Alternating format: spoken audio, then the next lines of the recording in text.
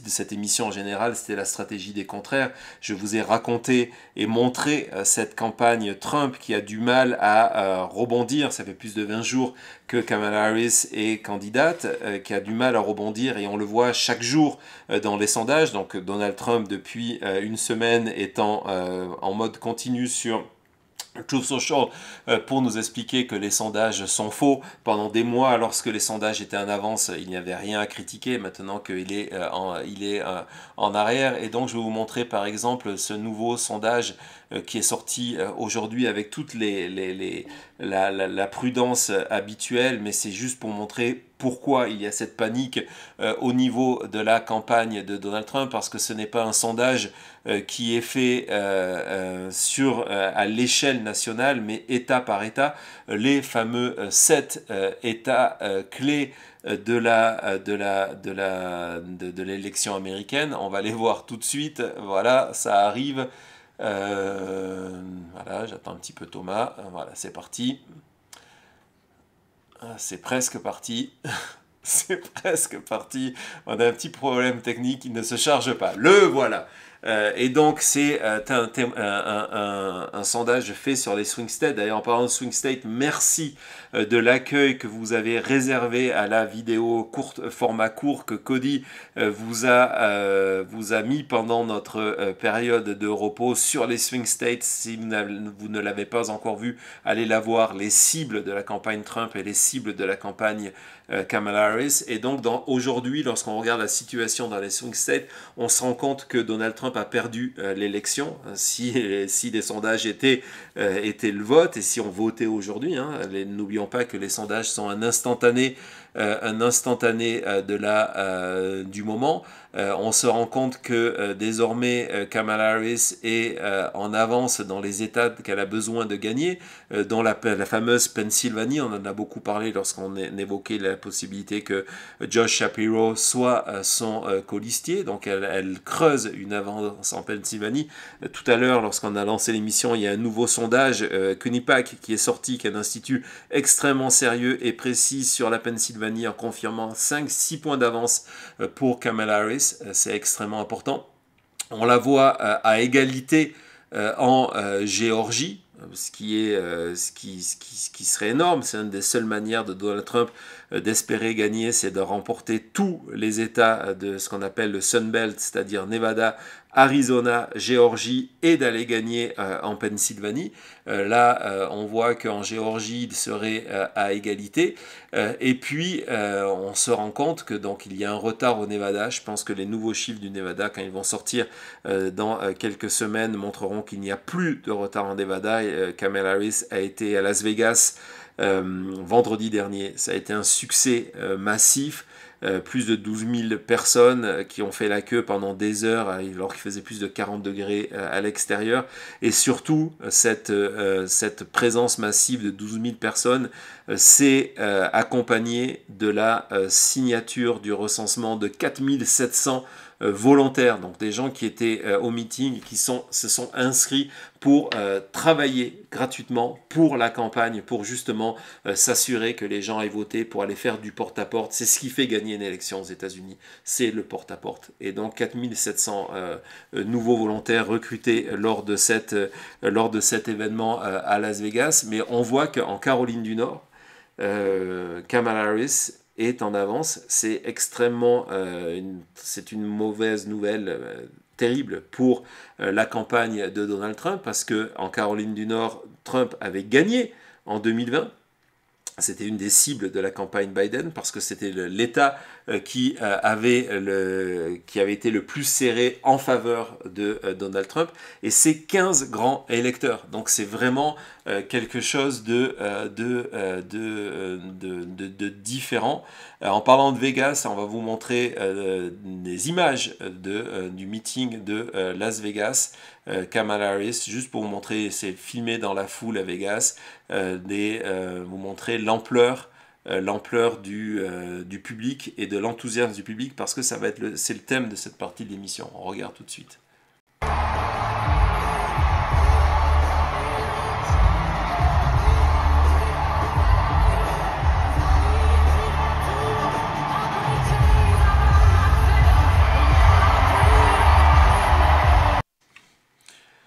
Donc, ces images, on les a vues toute la semaine.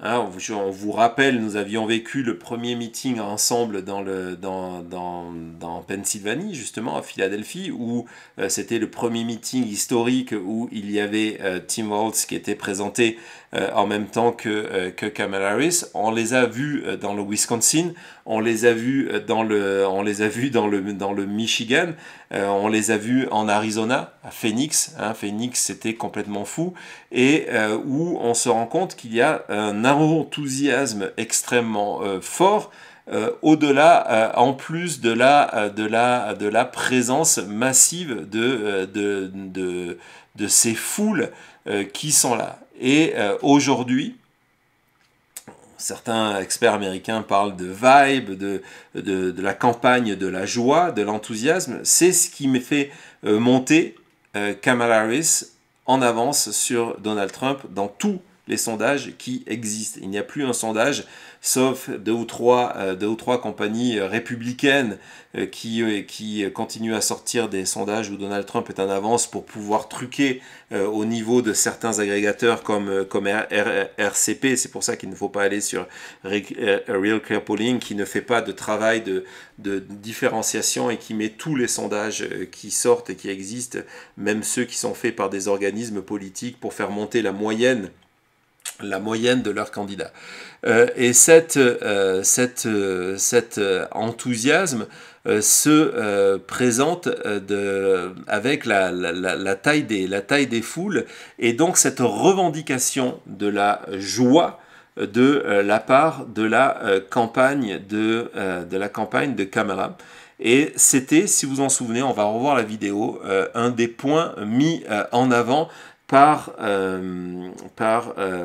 Tim Walz dès le premier jour, lorsqu'il a remercié Kamala de l'avoir choisi, Kamala Harris. Il dit voilà, mais aussi d'abord je voudrais remercier, c'est le retour de la joie. On écoute Tim Walz.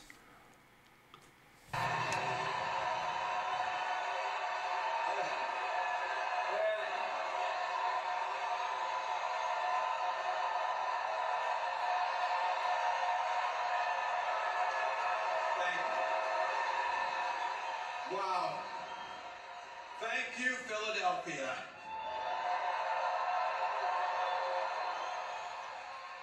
Thank you, Madam Vice President, for the trust you put in me, but maybe more so, thank you for bringing back the joy.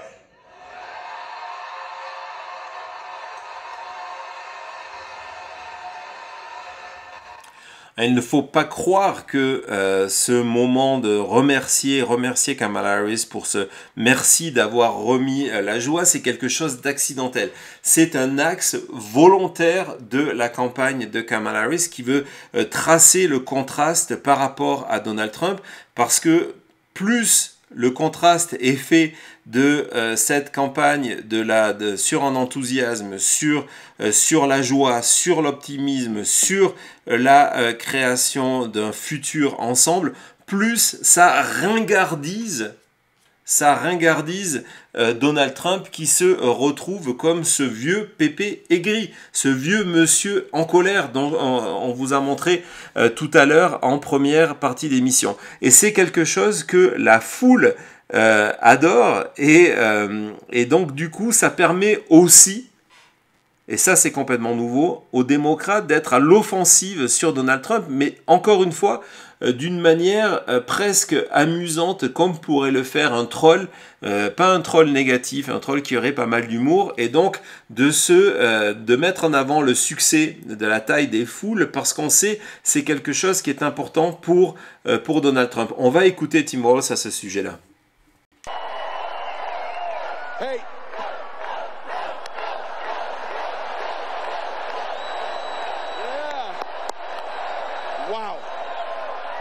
Well, you might have seen a few people showed up in Philadelphia the other night. And then 10,000 plus walked into a field in western Wisconsin. And then on Wednesday, the largest crowd of the campaign showed up in Detroit, Michigan.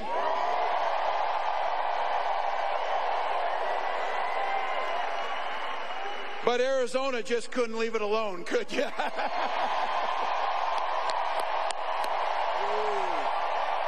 Wow.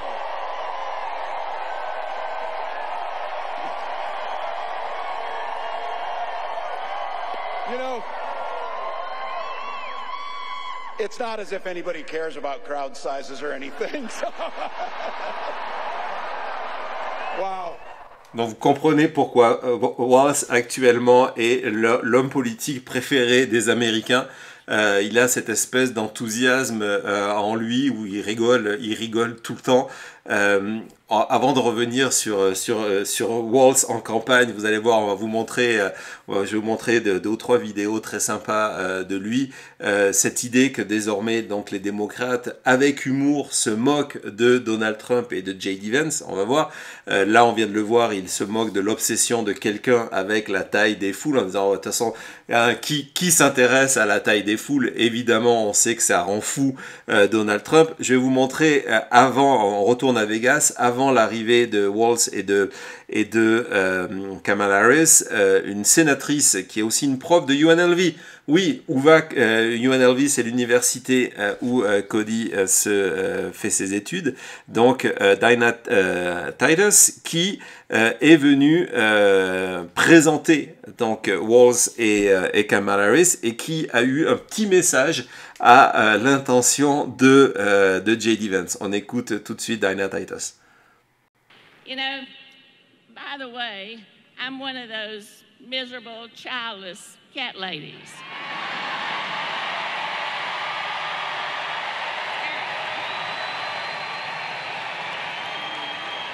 And,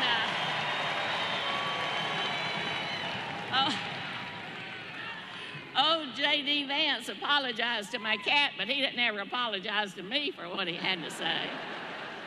So I got a word for J.D. Vance. You better hide behind that sofa because we're coming for you.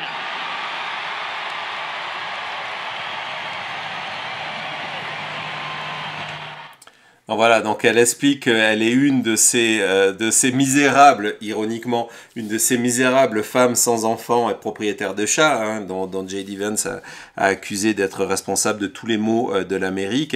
Et il lui dit, t'as intérêt de te cacher derrière ton sofa parce que on vient pour toi. Ce ton offensif, ce bring it on, justement Kamala Harris elle-même va sur scène, va l'exprimer. On n'a plus peur côté démocrate parce que on est dans l'enthousiasme. On n'a plus peur de Donald Trump. On va écouter Kamala Harris. C'était encore une fois à Vegas.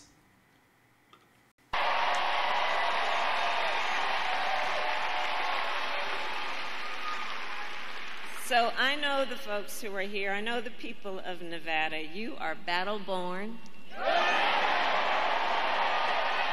You are battle-born.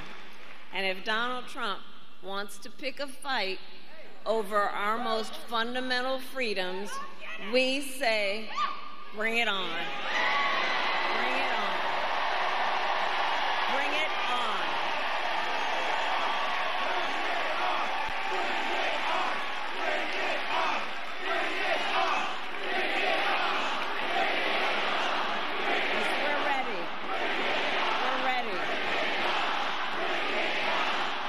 Ouais, c'est vraiment un changement d'attitude majeur chez les démocrates. On a l'impression de se retrouver en 2016 dans un meeting pro-Trump où il y avait cet enthousiasme de la foule qui était prête à tout faire pour aller voter. Désormais, dans les champs de sondage, on se rend compte que les électeurs démocrates sont encore plus motivés pour aller voter pour Kamala Harris que les électeurs républicains le sont pour Donald Trump. C'est une révolution. C'est complètement nouveau. Ce côté-là, Kamala Harris l'a très bien compris. On a vu que, par exemple, lorsque je vous montrais la vidéo de Dinah Titus qui reprend les moqueries faites par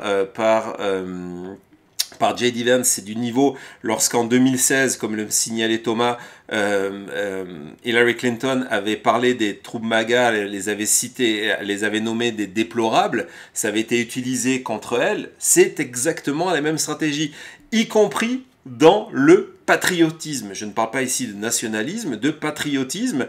On est dans le positif. Et donc, lorsque Donald Trump parle des Jeux Olympiques, en expliquant que c'est terrible les Jeux Olympiques, que la cérémonie était honteuse, la cérémonie d'ouverture, le côté woke, etc., etc., Kamala Harris préfère parler d'autre chose. Elle préfère raconter comment, juste avant que l'équipe de basket hommes des États-Unis s'envole pour la France, elle est allée les voir. Ça a été la dernière politique. Obama était allé quelque temps. Elle est allée leur souhaiter bonne chance. Donc on écoute justement en côté médaille d'or Kamala Harris pour voir encore une fois le contraste avec la campagne Trump qui critique les Jeux Olympiques. So, as I said, it's so good to be back in Las Vegas. The last time I was here, I stopped by the practice for the men's national basketball team before they headed out to the Olympics. And maybe you saw it on your phone, but just a few hours ago in Paris, they won the gold.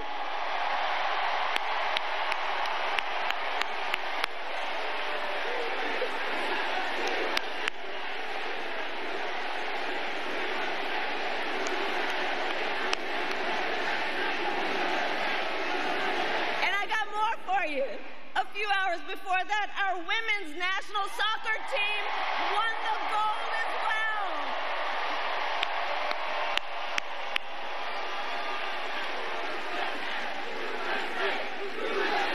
USA, USA. That's right. Voilà, c'est ce sourire, c'est cette joie qui aujourd'hui place Kamala Harris en tête de la sondage. Donc, bien sûr, à un moment, on se dit que tout ça ne va plus suffire, mais ça fait 22 jours que cette vision positive, optimiste de l'Amérique, et qui, encore une fois, c'est quelque chose qui est connecté avec l'ADN des Américains. Les Américains, y compris dans les pires circonstances, on l'a vu au lendemain du 11 septembre 2001, ont une vision optimiste du futur et ont besoin de reconnecter avec ça. Alors que Donald Trump, de l'autre côté, il y a cette vision pessimiste en permanence. Et donc, ce sourire que vous venez de voir de Kamala Harris, c'est quelque chose que l'on ne voit jamais chez Donald Trump, cette énergie que l'on voit chez Kamala Harris et la foule que l'on ne voit plus chez les MAGA, c'est ce qui permet aujourd'hui à Kamala Harris d'être désormais favorite pour l'élection. Et évidemment, le choix de Tim Walz dans cette logique-là est un choix brillant. On va vous montrer des photographies, par exemple. Donc là, c'est l'ouverture de cette tournée. Je crois que c'était, je sais plus où c'était, en Détroit. Non, c'est en Arizona. Ils sont allés visiter une permanence de campagne. Et donc, on voit Kamala and the coach. Et donc, tout de suite, Walz fait un selfie. Et ça se retrouve, le selfie, voilà. Et ce sont des images, on n'a jamais vu Donald Trump comme ça. Et l'Amérique aujourd'hui a besoin de ça. L'Amérique a besoin de ça. Donald Trump qui nous refait, qui nous rejoue la peur de perdre Merry Christmas, la façon 2016, c'est quelque chose qui ne correspond plus à l'envie. Et donc je vais vous montrer deux vidéos back-to-back de coulisses de la campagne, justement lors d'un meeting, je crois que c'était dans le Wisconsin cette fois-ci, où sur scène, alors que le discours termine, Tim Walz se rend compte que dans le premier rang, il y a une petite fille qui tient un livre à faire signer, un livre de photos à faire signer à Kamala Harris. Et c'est lui qui va signaler à Kamala Harris et qui va aller aider ce moment-là avec un petit peu de panique et de flottement au niveau du Secret Service. Regardez ces deux vidéos, elles sont complètement folles.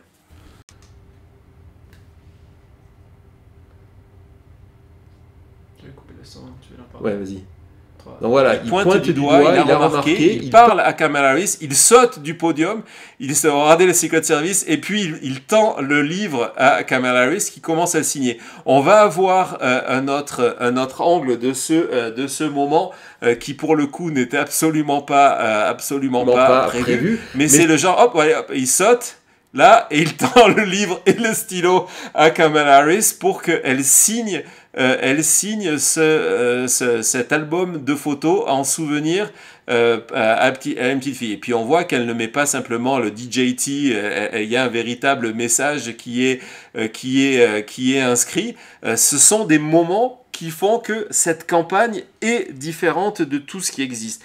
Je vais vous montrer maintenant, avec le son cette fois-ci, un moment fort, encore une fois, un moment qui n'est pas prévu de cette campagne, pour vous montrer qu'au-delà de l'enthousiasme, au-delà de la joie, il y a aussi une connexion entre Kamala Harris et la foule, une compassion, et c'est quelque chose qui manque aussi à la campagne de Donald Trump. Pour gagner en novembre prochain, Donald Trump a besoin de deux choses. Il a besoin de définir de manière négative Kamala Harris. Il a besoin de s'arrêter sur 2 ou 3 points.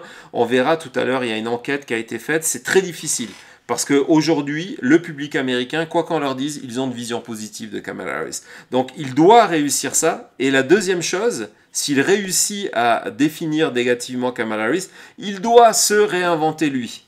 Et ça, c'est impossible à mon avis. Et donc, on va voir cette rencontre. On va écouter le son entre Kamala Harris et une jeune, une adolescente qui est à un de ces meetings qui s'appelle Estrella, qui veut dire étoile en espagnol, et cette connexion qui va se créer entre Kamala Harris et cette adolescente. Oh, what's your name? Australia. Australia? Yeah, no, Australia. Oh, well, it's nice to meet you. Nice to meet you too. Are you gonna remember me? I will remember you. Yeah, she looks up to you.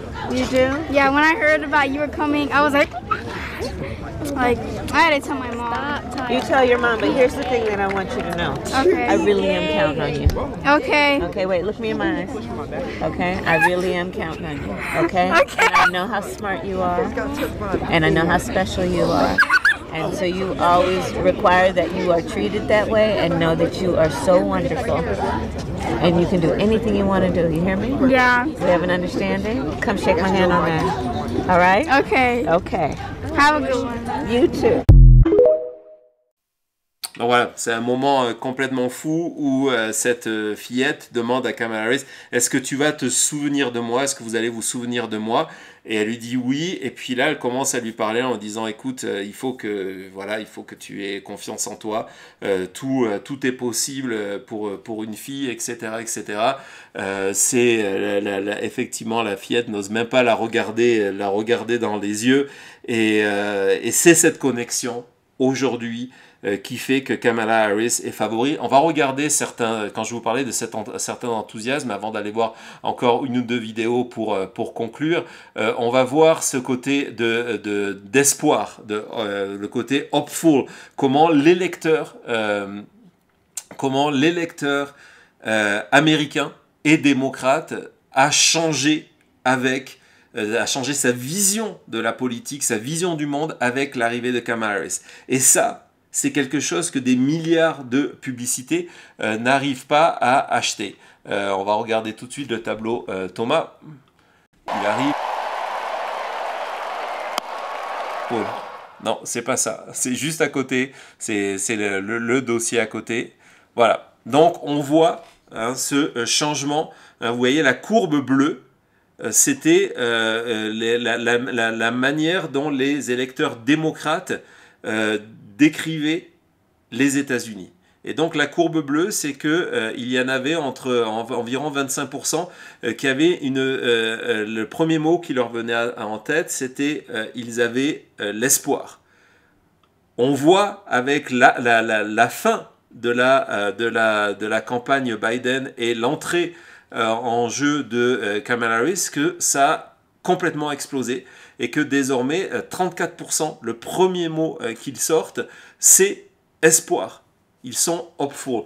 Dans le même esprit, on se rend compte que beaucoup d'électeurs américains, à mesure que l'élection avançait et que Donald Trump s'imposait comme étant un favori, on voyait que de plus en plus d'électeurs démocrates, le premier mot qui leur venait à l'esprit, c'était « scared ». Ils avaient peur, ils étaient inquiets pour l'avenir. Et ce chiffre-là est en train de baisser, et toutes les catégories négatives sont en train de baisser. Déprimés, débordés, tout ça c'est en train de se débarrasser, et donc c'est l'espoir. La campagne de Kamala Harris crée cet espoir-là. Je vais vous montrer la vidéo là, que Thomas a envoyée par accident, a été classée au-dessus. C'est un autre moment de campagne de Tim Walz. Vous le savez, je vous ai déjà raconté, il a une fille qui s'appelle Hope, qui s'appelle Espoir. Pourquoi il a donné ce prénom-là à cette fille? Parce que c'est un enfant qui est né grâce à la fécondation in vitro. Et pendant des années, lui et sa femme ont essayé d'avoir leur premier enfant. Et puis il y a eu Hope, donc sa fille. Et c'est lors d'un meeting, je crois que c'était à Detroit, je ne suis pas sûr, ou en Arizona, c'est pas très grave, c'est le même esprit de la foule. Il est en train de dire qu'il faut se battre sur cette liberté, que ce soit sur le droit à l'avortement ou le droit à l'accès à la fécondation in vitro, et le public se met à chanter, et c'était pas prévu, le nom de sa fille.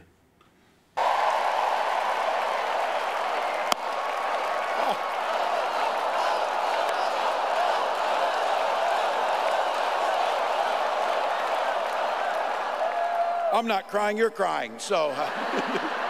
Donc il dit « Je ne pleure pas, vous pleurez ». Et cet enthousiasme, cette vision positive, ce ticket présidentiel reconnecté avec l'Amérique profonde et entre autres l'Amérique des middle class, c'est évidemment au cœur de la campagne de Kamala Harris. Ça sera sûrement vendredi et on sera là pour vivre ce moment historique ensemble en direct. Je ne sais pas encore à quelle heure, donc n'hésitez pas à aller vous abonner à la chaîne, à cliquer sur cette notification. Vendredi, Kamala Harris et Tim Walz vont présenter leur plan économique pour l'Amérique, et donc cette vision d'être là au service de l'Amérique des classes moyennes, elle est au cœur de cette publicité qui représente Kamala Harris au public américain, de ses racines, du fait qu'elle a dû travailler dans un McDonald's pour payer ses études. Comme l'a dit hier Tim Walz en meeting, en disant voilà, on imagine mal Donald Trump d'aller préparer un McFlurry parce qu'en fait il n'a jamais travaillé de sa vie. On regarde cette publicité. She grew up in a middle-class home. She was the daughter of a working mom, and she worked at McDonald's while she got her degree. Kamala Harris knows what it's like to be middle class. It's why she's determined to lower healthcare costs and make housing more affordable.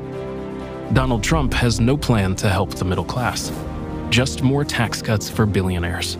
Being president is about who you fight for, and she's fighting for people like you. I'm Kamala Harris, and I approve this message. Alors cet effet positif, qu'on voit, c'est vraiment une stratégie de communication. Maintenant, on va attendre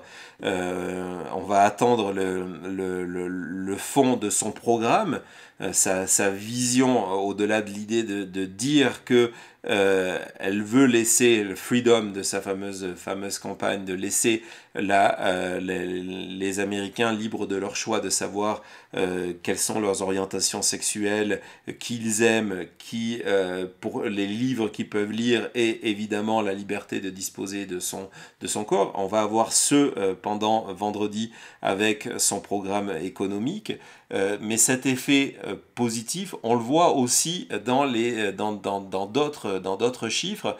Donc vas-y Thomas, on le voit, l'enthousiasme, regardez, c'est la courbe bleue.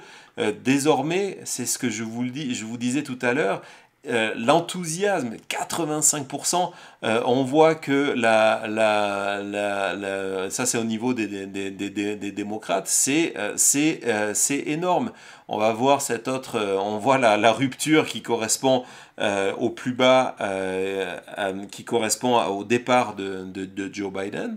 Et on va voir cette deuxième, on se rend compte que désormais, les démocrates sont encore plus enthousiastes pour leur candidat que les républicains le sont avec Donald Trump. Ça, c'est complètement nouveau. C'est complètement nouveau. Alors évidemment, par souci d'honnêteté, je vous ai montré toutes ces images de joie au niveau de la campagne de Kamala Harris. Je dois aussi vous montrer les moments d'enthousiasme au moment de meeting de Donald Trump, en attendant que Donald Trump arrive. Donc je vais vous montrer des images de MAGA heureux. Ça existe, de MAGA heureux lors du meeting de Donald Trump dans le Montana, et ils sont même en train de danser.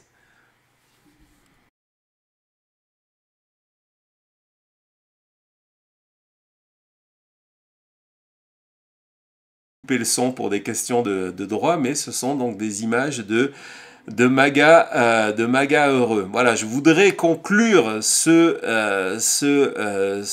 segment sur cette campagne qui est relancée avec une vigueur et avec un enthousiasme en vous remontrant la publicité. J'ai vu qu'elle vous a plu, en vous remontrant la publicité de la UAW, du syndicat des travailleurs automobiles, de cet appel à la solidarité. Ce sont des thèmes récurrents que l'on va trouver dès vendredi chez Kamala Harris. Donc je trouve que ça fait une jonction parfaite. On la regarde tout de suite.